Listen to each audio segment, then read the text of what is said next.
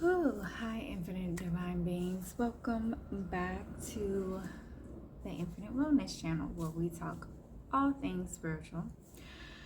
Where we talk all things. So, if you know me by now, you know that when deities, gods, goddesses show up to me, I don't always jump to work with them immediately. I acknowledge them. Hey, I see you, I feel you, and I focus on what I'm doing at that moment and at that time. For me, Medusa, also originally known as Empress Kandake, Amanirenas, has been coming to me for some years now. Years. And sometimes it takes me that long to sit with the energy to figure out, okay, what does this energy want? What do you need? How do you know me? What you know about me? I ask all the questions, all the things before jumping in and partnering with an energy. Simply because I'm protective. I have been protected, and I like to honor my ancestors in that way. So let's first discuss Empress Kandake, Amanirenas. So, Empress Kandake, an Ethiopian goddess, ruler, empress, of course, warrior queen, defeated Alexander the Great when he was entering Ethiopia. And at that time, Ethiopia, they were known as the Kushite Empire. And yes, that's in the Bible. If you don't know, go read about the Kushites in the Bible, and then read about the Kushites in history. Two different points of view.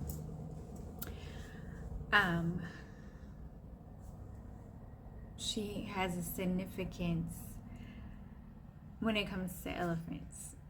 And you already know, if you know me, you know I love elephants. She used or partnered with elephants and their power to literally intimidate and deter Alexander from invasion. And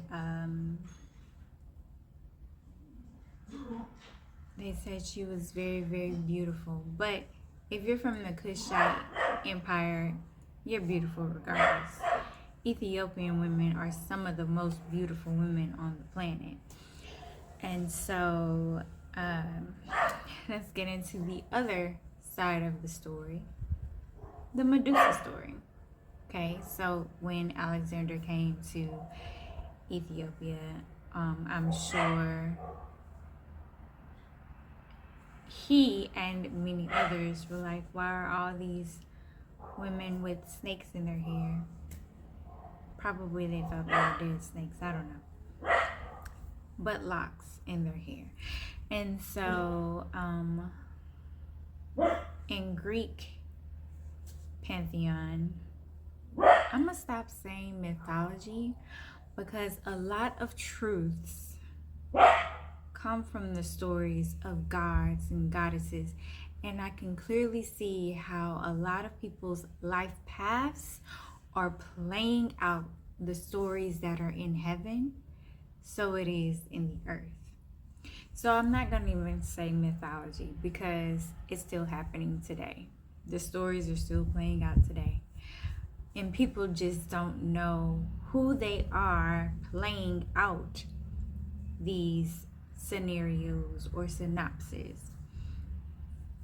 So, in Greek history, you have the story of Medusa, okay? This high priestess of goddess Athena, who in the Kemetic form is known as goddess Neith. She was pre-dynastic goddess Aset, who is also goddess Isis. And so,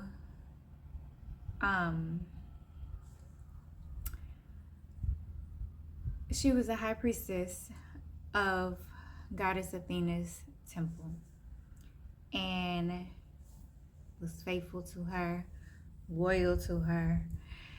And the god Poseidon decides to rape Medusa, or the Empress, okay? And so, because she was the most beautiful, goddess Athena sided with the wrongdoing of Poseidon, which was rape. She, I'm sure, made it feel like it was her fault that she was raped and abused by Poseidon. And Athena cursed her, making her a hideous monster with snakes as her hair. And she cursed her and said anybody that looks upon her will be turned to stone. So you have the wrongdoing of Poseidon calling the shit out, because males, if you raped, molested, or abused a woman, you were in the wrong.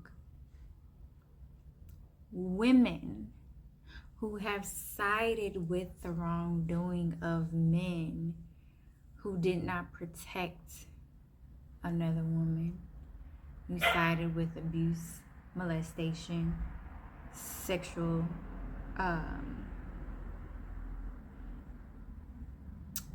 deviance towards a woman that was unwanted or unwarranted, you are in the wrong. So today I want to focus on the dynamic of women essentially being abused by other women. And so, because it's embedded in a lot of women's DNA, you have a lot of young ladies that have told their mothers, their aunties, their grandmothers, their sisters that so-and-so was abusive towards me, so-and-so sexually molested me, so-and-so raped me, and you didn't believe them. You further degrade them by verbally abusing them because they're so beautiful that it must be their fault why a man decided that it was okay to abuse, misuse, and invade the space of, the boundary of this beautiful woman or this beautiful young lady. So women are doing healing and shadow embracements. However, there is a portion of the collective of women that can't heal without this portion. And this is called righteous rage from Medusa. Where women that are beautiful seem to not be able to move freely throughout the world because other women are jealous and envious. So you have goddess Athena, as it is in heaven, jealous and envious of her high priestess Medusa, Empress Kandake. So it is on the earth. That's Bible, that's metaphysics, in any culture, religion, you're going to find as it is in heaven, so it is in the earth. As it is without, so it is within.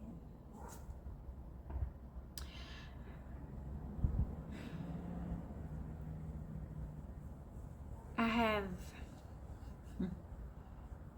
a beloved grandmother. One of my grandmothers, I would go to her house often to visit.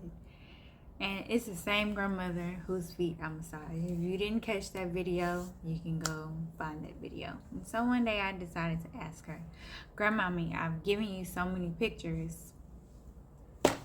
Why my pictures not up?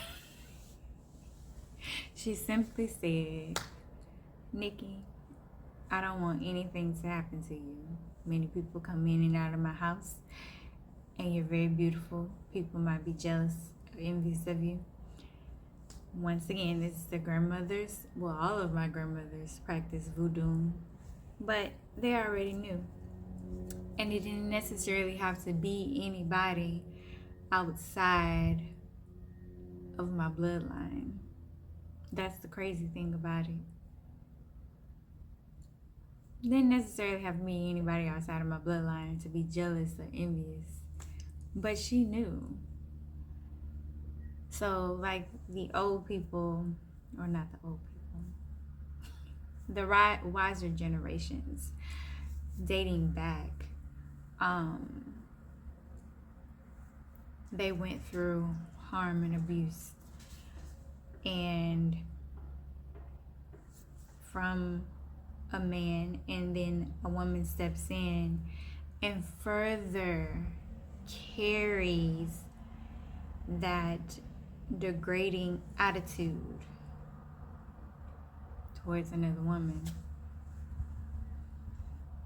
But my grandmother has always protected me. She didn't put up my pictures, and I respected her for that. I said, oh, okay. I left it alone. I respected her for it. You have mothers who are jealous of daughters because of their youthfulness, because of their beauty, inside and out. I've experienced this, my own mother, my birth portal relationship. I have had other women around me who have been jealous of their daughters, or felt like their daughters were jealous of them. Why? Why are you that insecure that you feel threatened by another woman? Because if the goddesses or the gods in heaven are jealous and envious, it's gonna be embedded in your DNA. Also, another thing that's embedded in the DNA is this fear of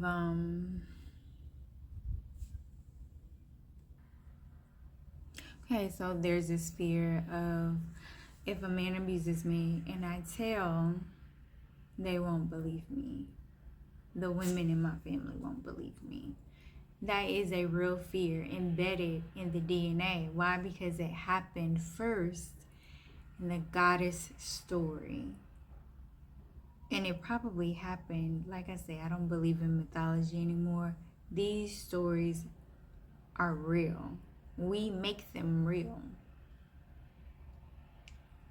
So it's embedded in the DNA where women fear saying anything because the women around them won't believe them, or will shun them, or say you deserved it.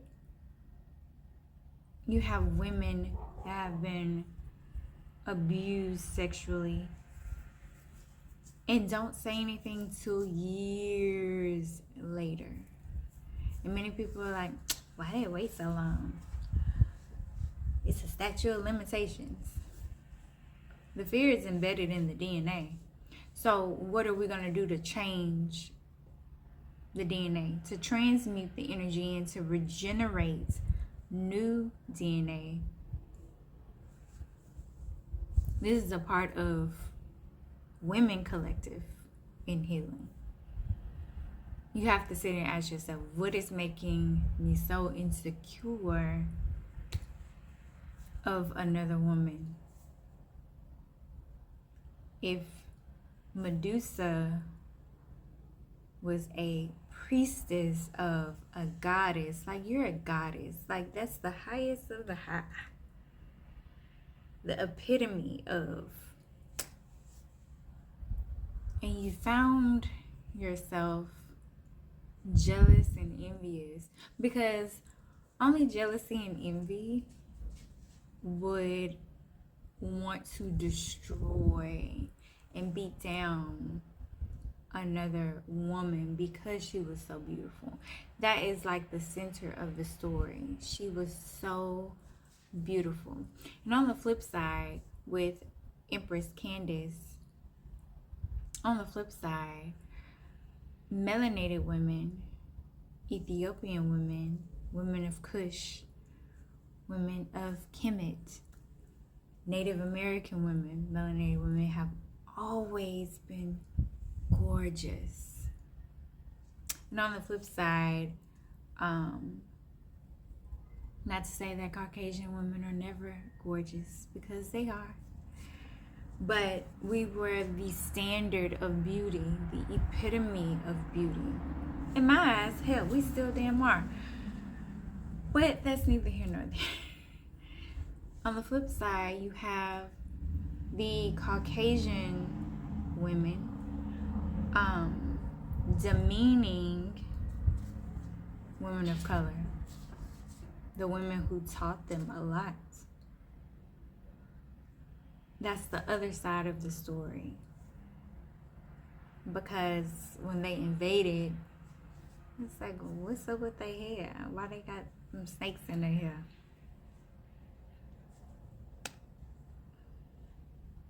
And there's a whole nother conversation about hair. Whole nother conversation about hair and locks and corporate America and the standard of beauty. So, my question posed, and I'm going to mention this. So, talking through this with a close friend who's also a therapist, I will link her information below. And I will link his information below as well, because Seven the Poet has a poem that I love. And it starts out, "She was so beautiful."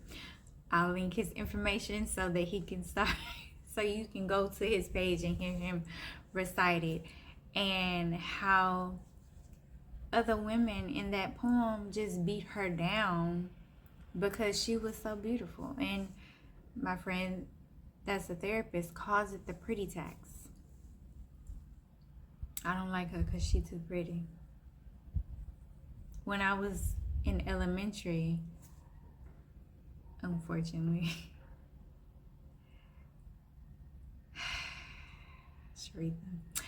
when I was in elementary, I used to know a girl who told me, "Why are you so happy?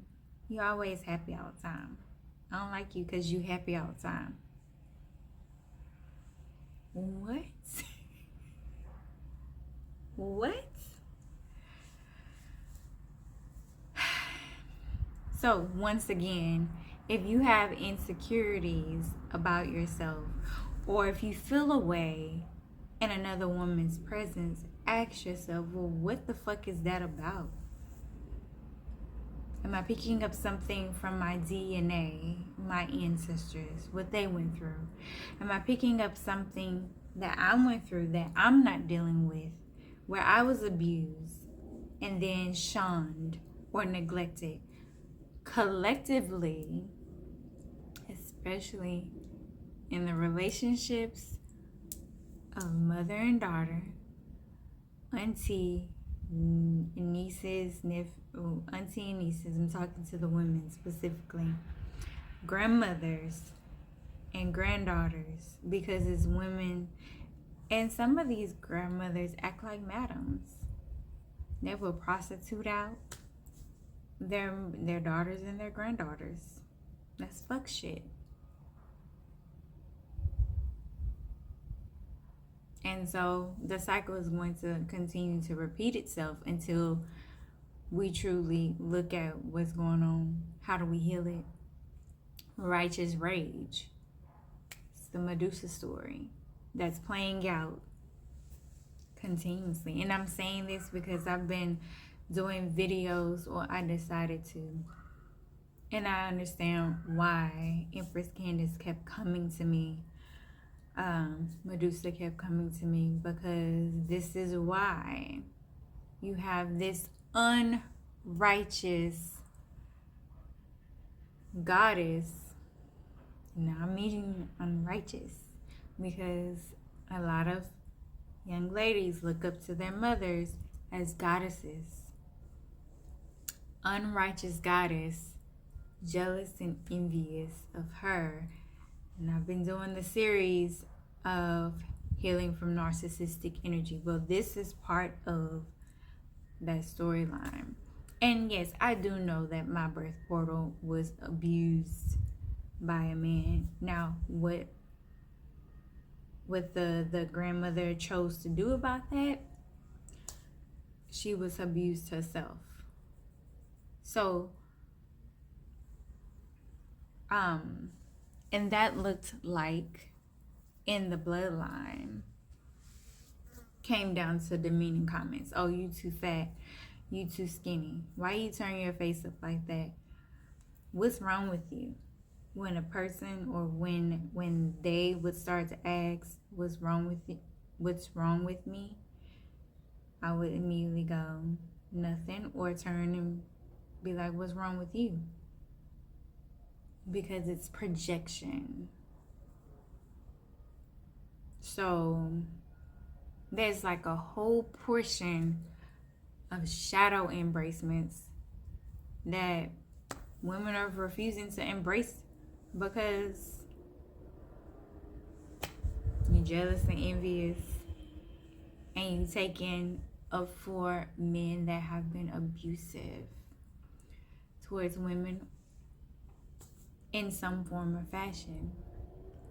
And so the patriarchal system stays intact because of the diabolical women. And not to say that you're diabolical, but if you're dealing and dabbling in the energy of jealousy and envy, that is creating chaos and the energy of being diabolical. So that's what I got for Medusa. And that's what she wanted me to speak about. If it didn't resonate, let it fly.